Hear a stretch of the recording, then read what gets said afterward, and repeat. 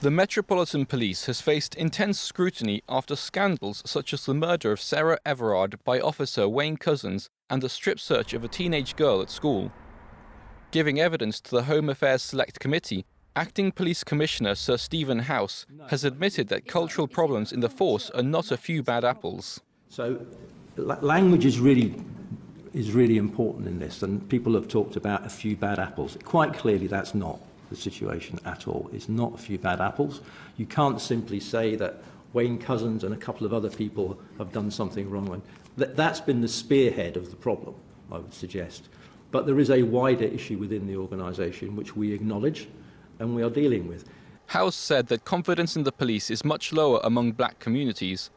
76% of the general public has confidence in the police, but among black communities it drops down to the mid-50s.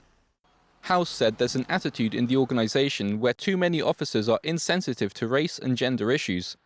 It's something he says needs to be tackled and that is being worked on. As an example, every one of my colleagues on the senior leadership team is out on a regular basis talking to roomfuls of officers and staff about the problems that we face and taking those problems head on and challenging behaviours.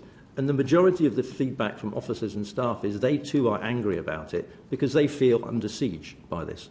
House said most officers feel as though everybody is criticising them and not giving them credit for the decent job the vast majority of officers are doing. And this is why I say language is difficult. It's not a few bad apples, but I'm still very, very confident the vast majority of officers and staff are coming to work to do the job that they swore when they joined that they would do, and to treat people fairly and without fear or favour. A strategic review of policing last month suggested that officers should have to hold licences that would be renewed every 5 years, similar to doctors. House said he would not be opposed to such a scheme. Malcolm Hudson, NTD News.